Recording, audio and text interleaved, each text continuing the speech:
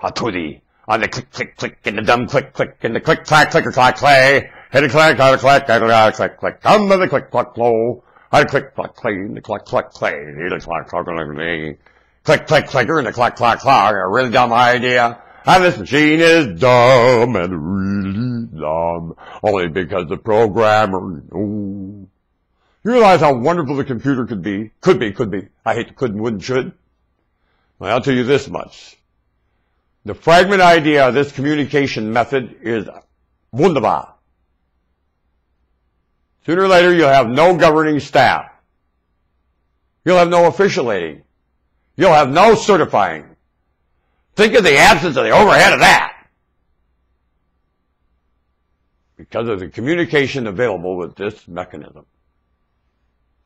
Because that communication will spurn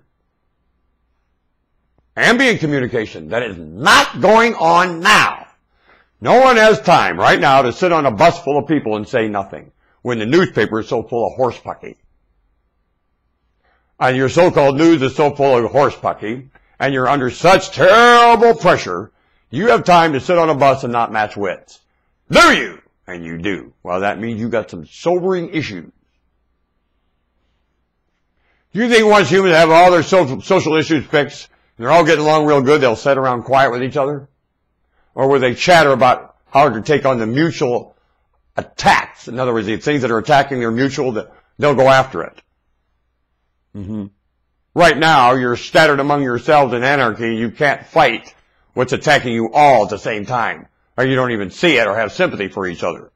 And in reality, you're all being attacked by something and a lot of things simultaneously without any sympathy for each other in it at all. That is asinine, isn't it?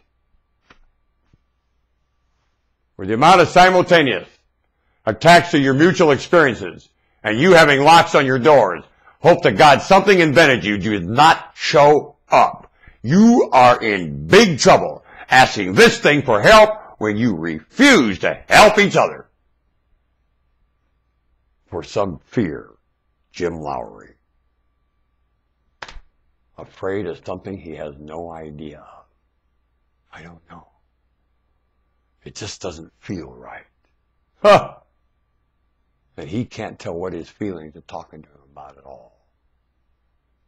I know what his feelings are talking to him about. And when I tell him that, oh no, that's not it.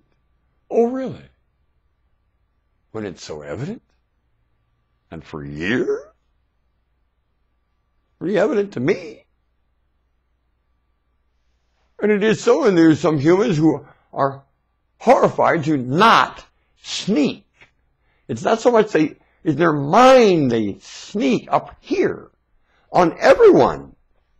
And when you won't do that, they are horrified.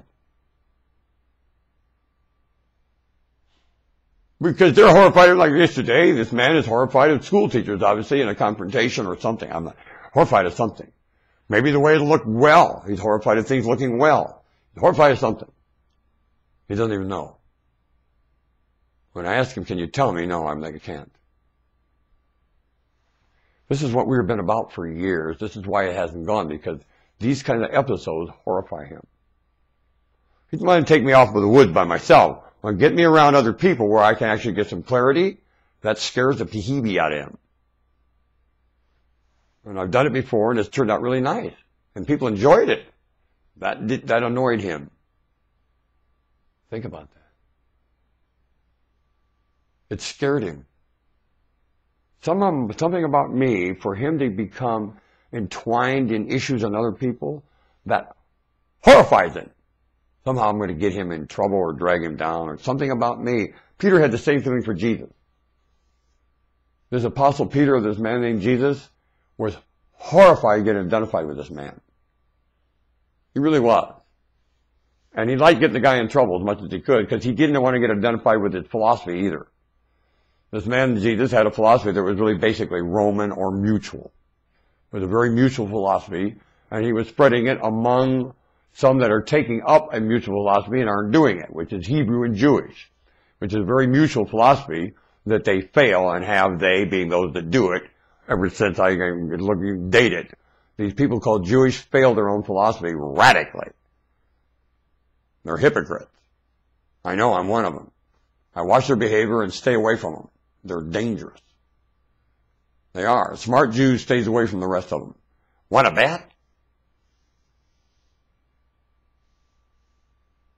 Mm-hmm. Did Jesus hang with Jews? No, he didn't. Nope. The Jews didn't like it. He addressed Jewish issues, and he more addressed living issues. And as a Roman, not hanging with Jews. And the apostles didn't like it either. He didn't hang with the apostles. He didn't. He met with them. He didn't hang with them. He assigned them to task. He didn't hang with them. Nope. They didn't like it.